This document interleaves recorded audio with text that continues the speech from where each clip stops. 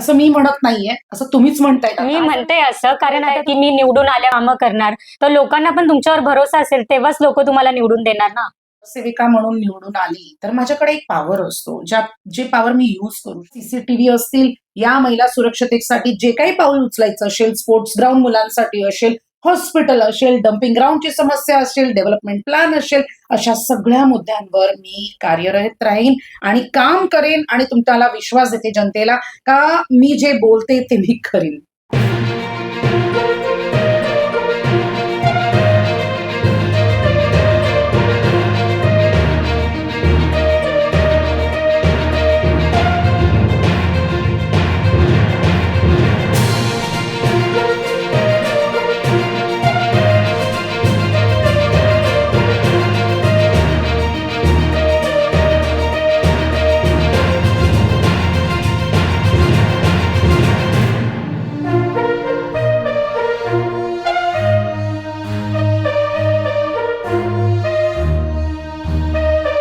नमस्कार प्रेक्षकांनो, मी दीपा सिंग आणि आपण पाहत आहात आपका शहर.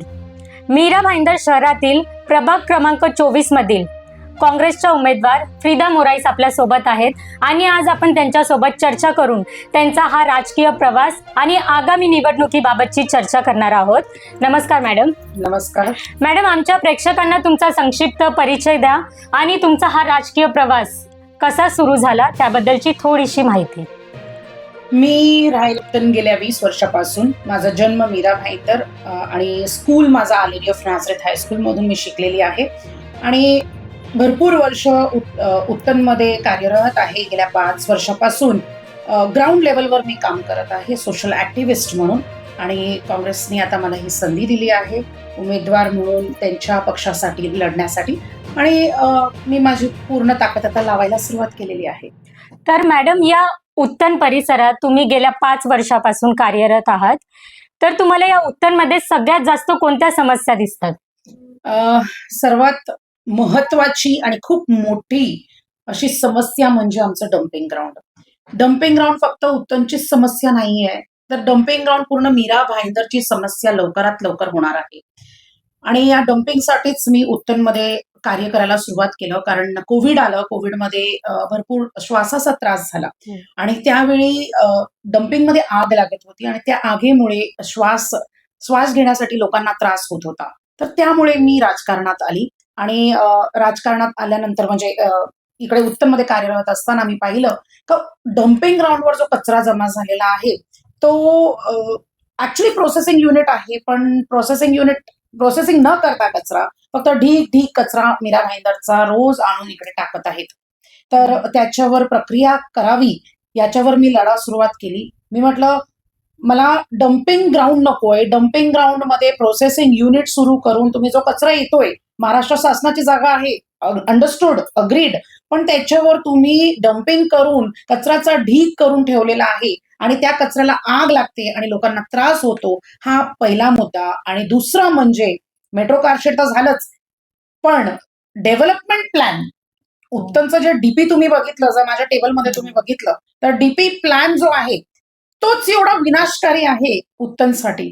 तर त्याच्यावर पण मी लढा देण्यासाठी मैदानात आहे आणि भरपूर असे कार्य छोटे मोठे केलेत, पण हे 2 जे मुद्दे आहेत ते उत्तनला उद्या काय म्हणतात, गोड विकासाच्या नावाखाली विनाशकारी कार्य उत्तनमध्ये होणार. त्यामुळे मी रस्त्यावर आली आहे आणि ह्या मैदानात उतरली आहे. म्हणजे मी नगरसेवक निवडून आल्यानंतर या गोष्टींवरती मी लक्ष देणार. तर तुम्हाला असं का वाटतं की इकडचे जे नागरिक आहेत त्यांचा तुमच्यावर सगळ्यात जास्त विश्वास आहे? असं मी म्हणत नाहीये, असं तुम्हीच म्हणतायत आता. असं मी म्हणते असं कारण आता तुम्ही बोलताय की मी निवडून आल्यावर हे कामं करणार, तर लोकांना पण तुमच्यावर भरोसा असेल तेव्हाच लोक तुम्हाला निवडून देणार ना. आता बघा, लोकांना विश्वास किती आहे आणि किती नाही हे लोकांवर अवलंबून आहे. मी माझं काम करत राहिली, मी काही अपेक्षा त्यांच्याकडून केलं नाही, पण असं वाटायला लागलं का जे पूर्वीचे नगरसेवक होते, जर त्यांनी बरोबर व्यवस्थित काम केलं असतं तर ते डम्पिंगवरचा कचरा अर्धा झाला असता, पण ते झालं नाही. प्रोसेसिंग युनिट चालूच झाली नाही, ठप्प पडलेलं आहे सगळं. तर त्यामुळे मला असं वाटतं की जर उत्तनच्या लोकांनी निवडून दिलं, विश्वास ठेवला आणि निवडून दिलं, कारण विश्वासघात होत आहे एवढ्या वर्षापासून त्यांचा, विश्वासघात होत आहे. मी तर डायरेक्ट बोलते, त्यांचा विश्वासघात करत आहेत लोक. तर माझ्यावर जर विश्वास ठेवला तर मी 100% काम करण्याचा विश्वास मी त्यांना देऊ शकते. तुम्ही या निवडणुकीमध्ये निवडून आलात, लोकांनी तुम्हाला जिंकून दिलं, तर तुम्ही सर्वात पहिलं कार्य काय करणार?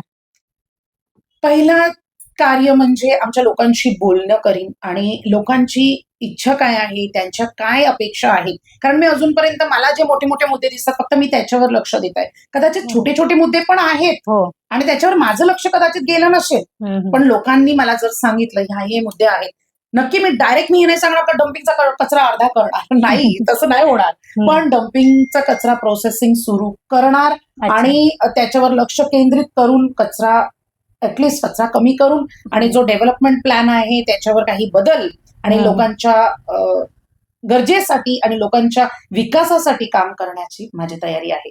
मध्ये मासेमारीचा सर्वात मोठा उद्योग होतो आणि हे जे मासेमारी जे उद्योग करतात त्यांच्यासाठी तुम्ही काय काम करणार?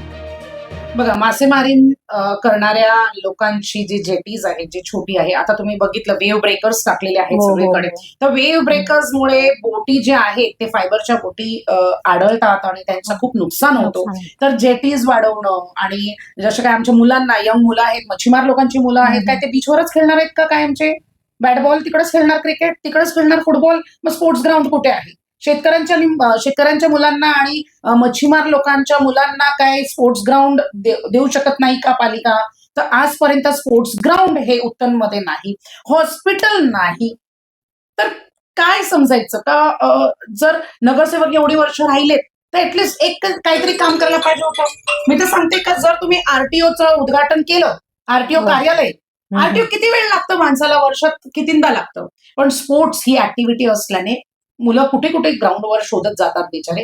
तर ते ग्राउंड आहे, एज्युकेशन जे मुलांना जे संधी मिळत नाहीये का, आम्ही एवढं शिकल्यानंतर सुद्धा आम्हाला जॉब्स मिळत नाहीयेत. महापालिकेचे जॉब्स भलतेच कुठले तरी कोणतरी येऊन त्या कॉन्ट्रॅक्टवर आहेत, दुसऱ्या शहराची माणसं. मग माझे भूमिपुत्र मुलं का नाही त्याच्यात?